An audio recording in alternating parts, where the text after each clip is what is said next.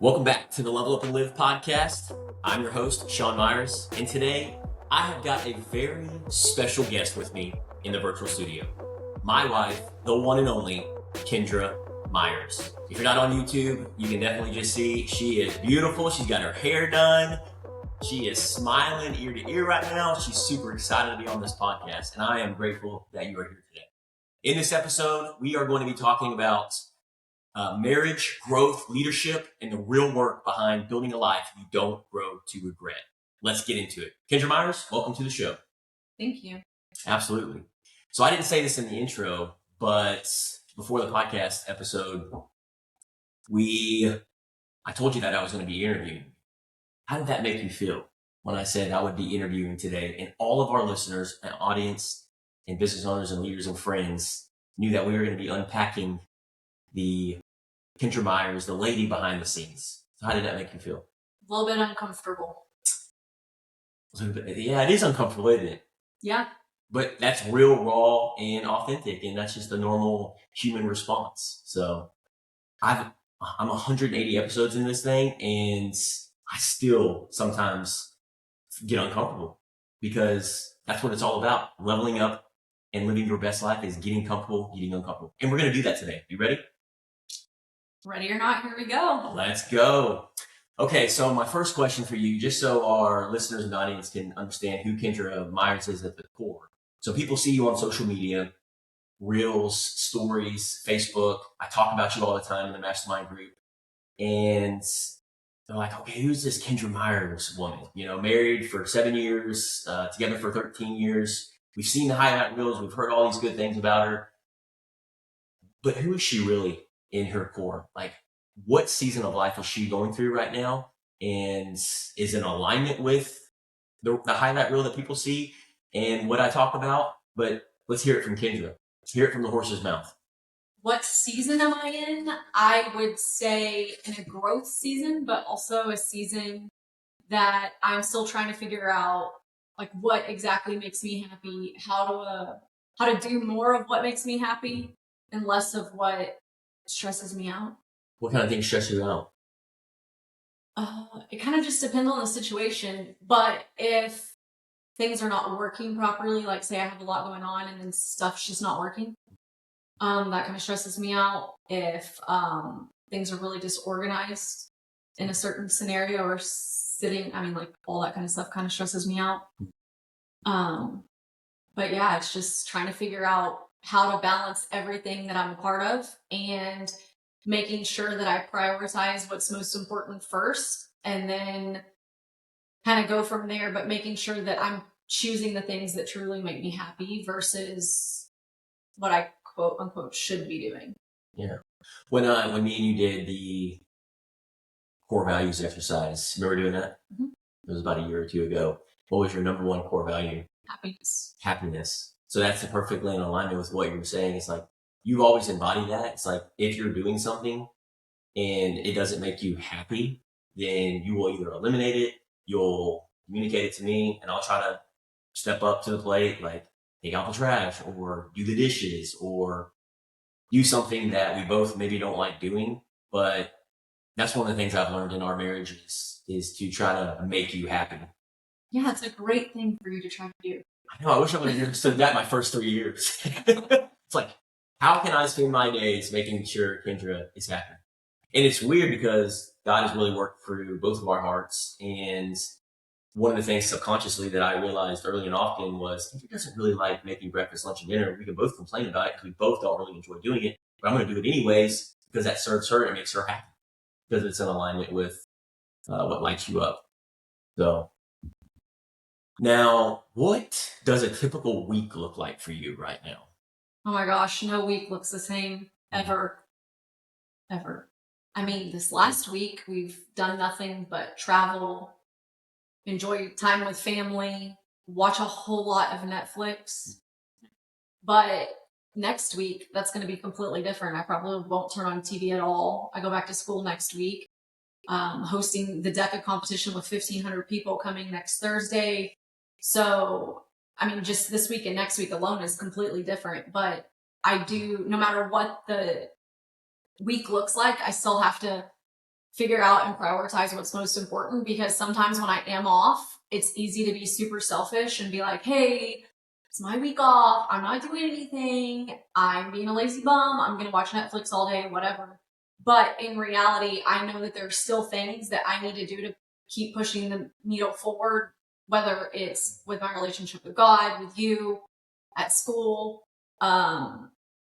Because in reality, I'm never really all the way off. It's just, it's not time bound, if that makes sense. Mm-hmm. I'm still doing everything that makes me happy, but I have to figure out, okay, like for example, yesterday I did not want to do the laundry. And then I was like, you know what? No, I'm off. There's no reason I can't go fold all the laundry.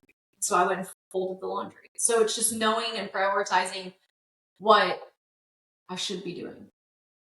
What lights you up? Like when you go through a typical week in prioritization, what does that actually look like from the moments? Like if you had a rhythm for a week and you, like for last week, it's been kind of weird because of the holidays, right?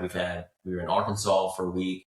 And then before that, we were preparing for Arkansas, and then we had Christmas with our family. So these last few weeks, the rhythm has really been off. But now that it's January 1st, 2026, you going back to school, take us through a behind the scenes look of what Kendra life looks like for next week. Ideally. Yeah. It would be waking up 3 a.m. on Monday, going and working out for an hour and a half, coming back home, eating my breakfast that my husband made me, taking a shower, getting to school. We don't have to be there until 7, but I like to get there early.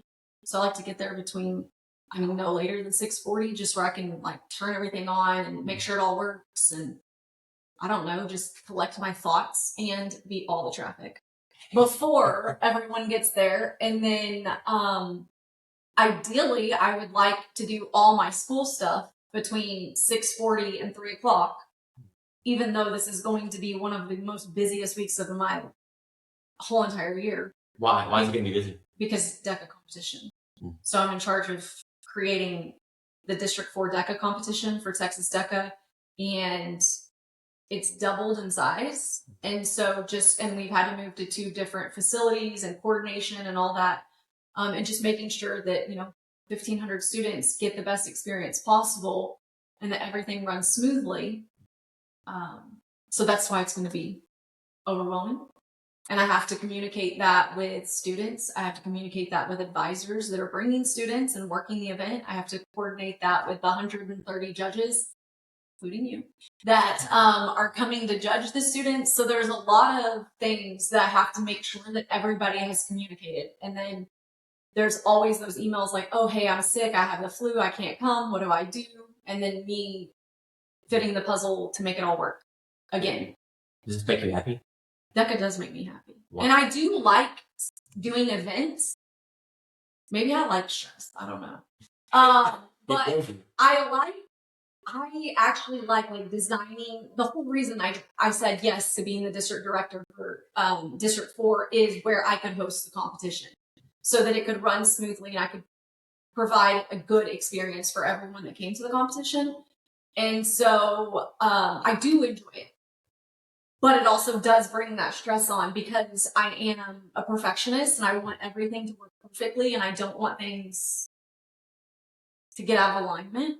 And so that does put the extra pressure on me in this week. So I'm hoping that, going back to the original question, like what does my week look like? I'm hoping that I can do the school stuff between 7 and 3 and then come home and then be with you, Trip and Dixie, for an hour or 2, and then maybe even by myself for like an hour and then get relaxed. I also need to make sure I'm stretching because this high rocks training is way different than marathon training. Yeah.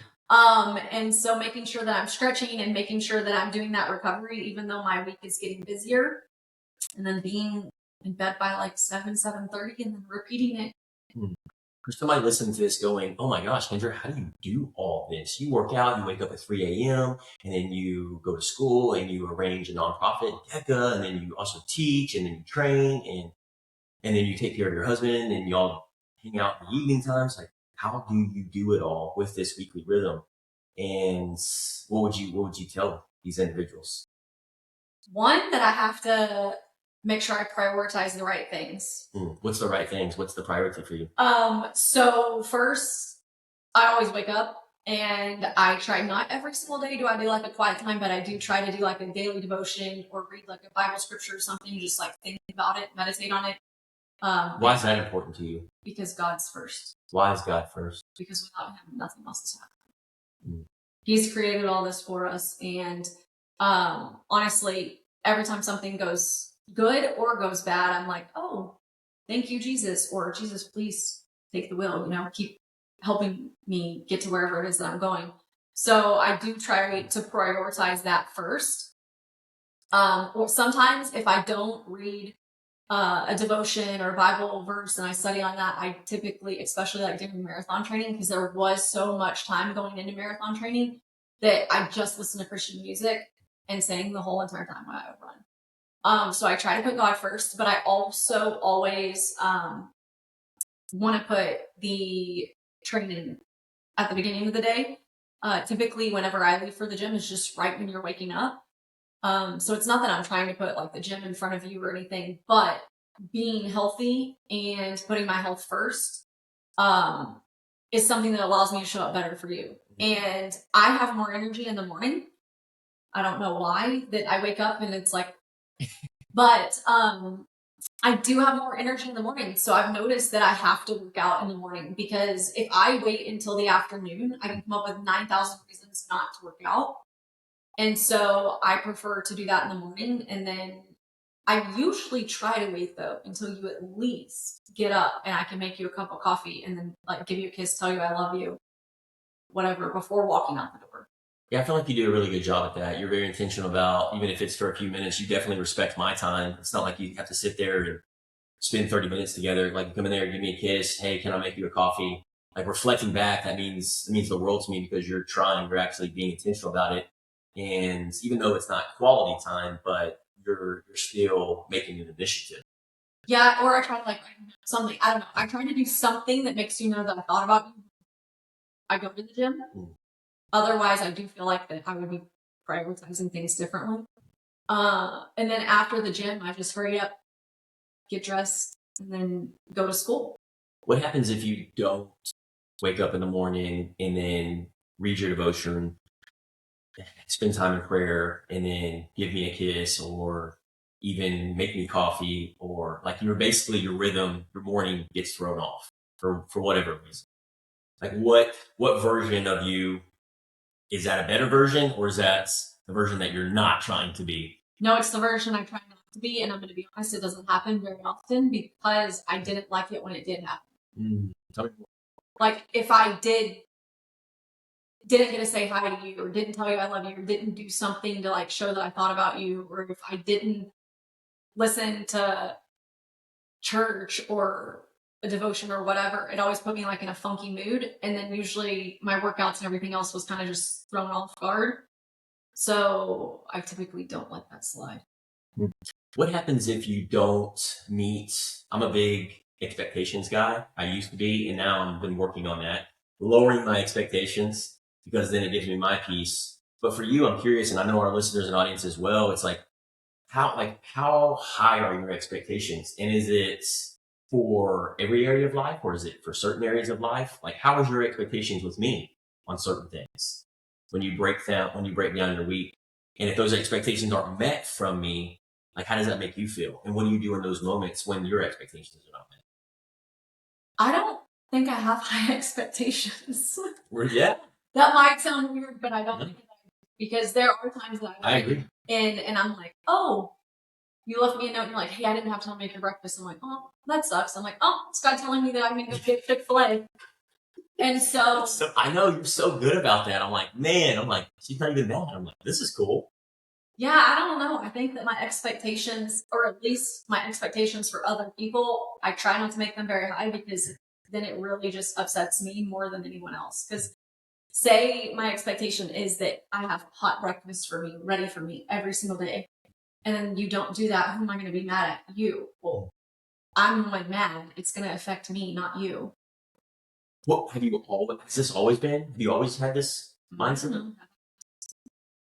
I don't. Every I 6 was hours. supposed to say I don't think that I've ever had like extremely high. I have very high expectations for myself, but for other people, I don't.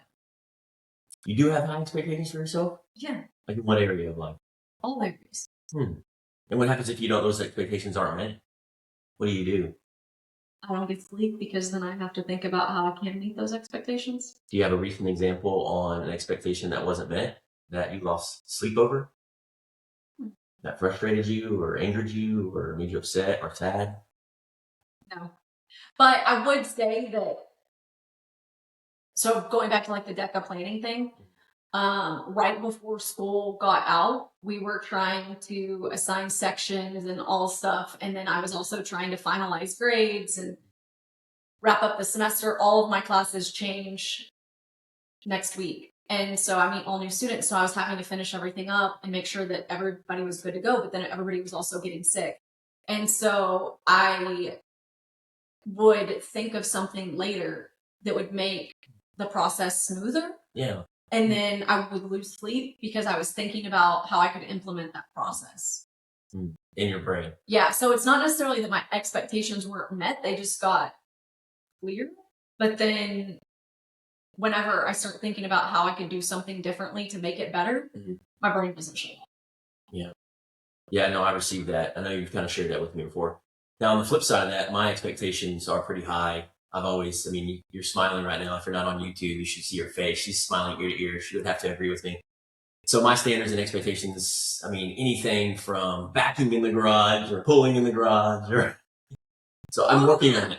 Yeah, the expectation is that I back into the garage every day. And yesterday, he actually came home and I had pulled into the garage, which granted, I do not like pulling into the garage anyways, because if I open the back of my car, it hits the top of the garage.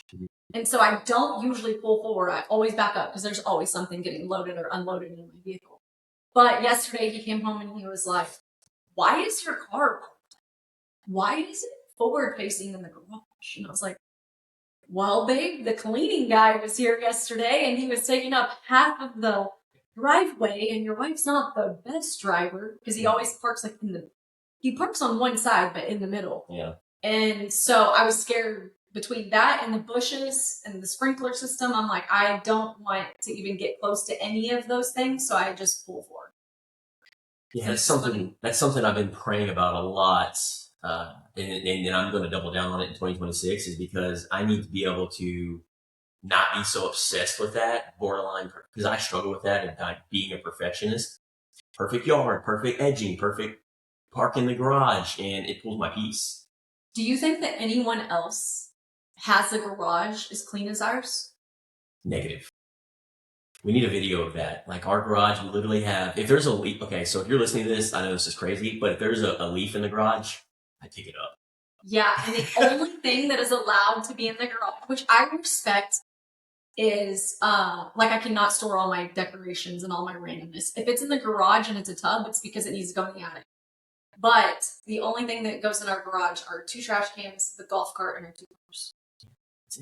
Well, and there's studies, and I'm going to get off into the weeds with this, but there's studies that show when you have cleanliness, and it's not borderline hoarder, right? Where you're storing everything in there, your bicycles, your weight equipment, your boxes, and it's collecting dust. Like it clogs up your brain. And I like to have that minimalism approach. That's kind of my thought process behind that. And I'm also really weird. I don't like putting cars in the driveway. See, that's where me and you are both in agreement on that. I love that as well. Well, maybe I shouldn't tell all my secrets, but I'm not going to leave I leave my purse all the time in the car. So I would prefer to have that in a locked garage. Yeah. Well, and it's kind of like yesterday when our cleaning guy was here, and he, I was just like, yeah, lock the door and let him in. Yeah. I'm can be a trustworthy guy, but it's a little scary, huh? Yeah, it is. One of the things when we were talking about expectations, and I know a lot of our audience and listeners can resonate with this as well. What's one of the things that you've been working on, and you had shared it with me recently about your heart and your prayer and praying to the Lord about because my expectations are so high, but you're trying to, instead of me coming to you and having a conversation about it, before you're actually praying beforehand about how can you meet those expectations. You want to talk a little bit about that? You had told me recently on how you pray about it and it weighs on your heart. Well, it kind of weighed on my heart because in that situation, I know there was something that you didn't necessarily like how it was. And I was like, my first thought in my brain was... What was it? Do you remember the breakdown? Yes. Okay, go ahead and share that. Okay, so Trick, our dog, has been getting really healthy food. It's the farmer's dog, but I've been mixing it with his dog food. So I have to get the farmer's dog out of the fridge. I have to get regular dog food. I have to have a big, huge mixing bowl to mix it all together. And then I have to have his bowl to put it in. Then I have to clean them all. And there was like 5 bowls in the kitchen. And it was in the morning, like I hadn't left or anything, but it was right when like Sean had gotten up and he was just like, oh my gosh, why is there so many dog bowls everywhere? He's like, why can the dog bowls not have like a specific spot? And my first reaction in my brain, I did not say this out loud, by the way, is, oh my gosh, why doesn't he just stop complaining? Like, it's my house too. Like, the dog bowls are on the cabinet, who cares? But at the same time, if I'm being honest with myself, it also bothered me because we don't like clutter and our house is pretty clean. But God like had a reality check with me. He's like, Kendra, you're upset and you want me to change how Sean is telling you how he feels. However, check yourself because you dang well know that you could have done something differently and Sean would have never actually felt that way to begin with. And so back to the dog bowl example, if I would have actually put everything back where it went and stopped being a little lazy, then Sean would have never gotten upset. So I can change my actions so that there is not that reaction. That's so powerful and so profound. And I think, 7 years being married, 5 years ago, if we would have tried to have that conversation, it would have been just clashing. Two rams clashing against each other. And the problem with that is that so many of us experience, and that we experienced early and often in our marriage, is that we were trying to point the finger. And what we've learned in our spiritual journey is that, hey, where can we draw the circle around ourselves? Even though that other person may be sinning or may be judging or may be frustrating us or maybe the expectations are too high and not being met. But from my side of things, because of what you just shared, that has been in my heart. Like knowing that that's how you're thinking and how you want to show up for me is empowering me and inspiring me to not want to gripe about the food bowls. Well, I kind of like I told Max, this was over but guess they're all growing up. But she was saying, because I took out the trash, and she was like, what? Why are you taking out the trash? Wasn't that the guy's job? And I'm like, what? No, that's not the guy's job. Like, it's whoever's job it is that sees the trash cans full. And she's like, what do you mean? I'm like, Madison, you have to realize, like, you cannot complain and say, hey, Sean, it's your job to take out the trash. Instead, I take out the trash when the trash is full. Or when you do take out the trash, I acknowledge and thank you for it. And I think that if a lot of people had that mindset of appreciating when other people do things for them to lighten their load, it's going to make their life easier rather than assuming that it's the other person's job responsibility. And that can be outside of a marriage as well. That can be in leadership roles. Both of those scenarios can be tied back to business because I know, for example, in the expectations and then like the results that came out of our situation with the dog bowls, I had that same exact thing happen one time at school where I had a project. I can't remember exactly what the project was, but I gave this project. And then when all the kids turned it in, I was like, oh my gosh, these are awful. I was like, they were so bad. And then were you thinking that or did you say it out loud? No, I'm pretty sure it was that. Okay. But then I had the conversation. I actually admitted it to the students. I think my expectations were up here, and I didn't even tell them what my expectations were. I didn't give them like the rubric or the guidelines, or, I just gave them the instructions, which weren't as clear as they usually are now. And so now I've changed that project. But then I changed that project and made the directions super clear. And so now when kids turn that project in, I'm like, oh, this is so much better. Because my expectation was that they knew what my expectations were and that they were super high versus just laying it all out there for them.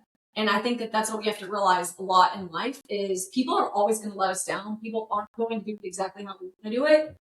And we have to be clear with them. And it's kind of like expectations are just a thing. Like last week you said, hey, Kendra, my expectations next week are that we are going to do the vision retreat and we're not going to be on our phones all the time. And y'all like to be on technology if I'm not at school because during school I don't touch it. But, well, I don't touch my phone. But, and so he's told me his expectations and he's like, well, what are your expectations? I'm like, I literally don't have any. And I was like, we're just going to go, we're going to have fun. And so, but I think communicating those expectations for your employees, your spouses, whatever, is going to help in the long run because every time I did think about it, oh, well, I want to play on my phone in the morning or I'm going to go on a walk or whatever, you had already communicated to me like, hey, let's do the vision retreat for an hour to 2 hours every morning after breakfast. So do you feel, so what I'm hearing you say is you felt because I was able to communicate that to you, like, hey, what are your expectations? Well, I don't really have any expectations.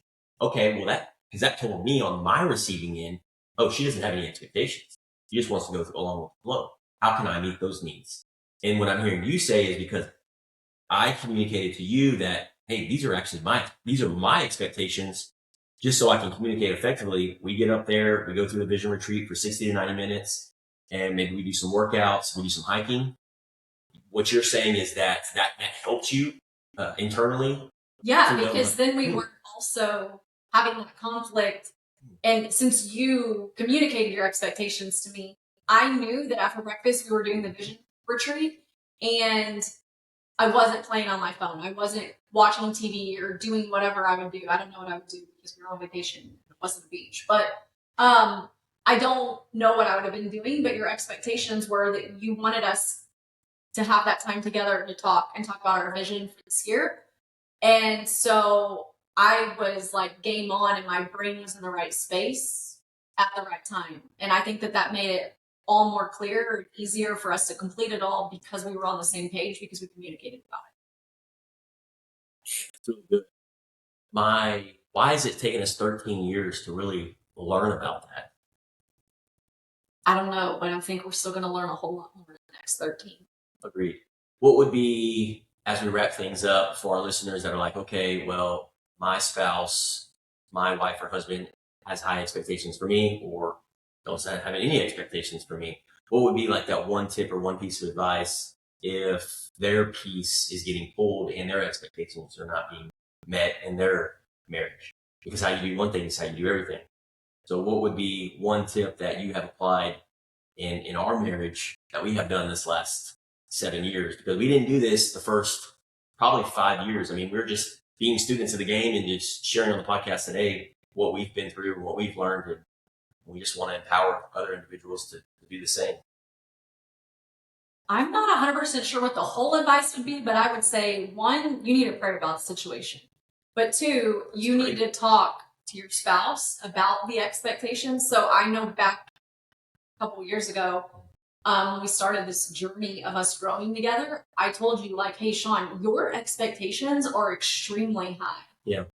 Like, I'm not telling you that I won't grow, but you need to kind of meet me where I am versus expecting me to be like Superwoman or God, because nobody's going to be able to hold each other up to their expectations, right? That's right. We're not Jesus. And so I think just communicating to your spouse, if they do have high expectations, like one, pray about it so you can say it in a nice way and not make them angry. That's really good. But two, communicate to your spouse that you feel like the expectations are high and you're not able to reach them, and maybe come up with how you can become better at reaching them, or if they can, I wouldn't say necessarily lower their expectations, but honestly lower your expectations for other people. Because what happens when you lower your expectations for other people? Then they're going to make you super happy. Exactly. Core value. So powerful. Man, rewind that for the last 30 seconds. That is brilliant advice. And that's one of the things that you've really done well, man, recently, in these last probably 12 to 18 months is you've checked your heart first. You've prayed about it. And that's really God working through you, and that's made all the difference in the world. I know we're just getting warmed up, but I'm super grateful we're on this journey together. So there you have it, folks. Kendra Meyers in the studio today, pouring her heart out to us. That time went by really quickly. Yep, but now I'm about to get Yes, you are. So make sure you stay tuned. Part 2 is coming, and Kendra's going to be interviewing me. So make sure you buckle up because this is about to get real raw. We're about to level up. So thanks again for being in the virtual studio. Appreciate you. Welcome. Thanks for having me.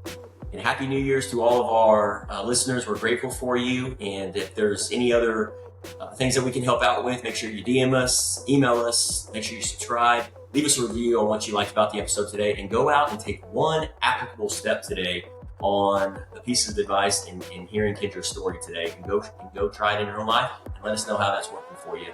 And make sure to give us a follow. Outside of that, level up and live.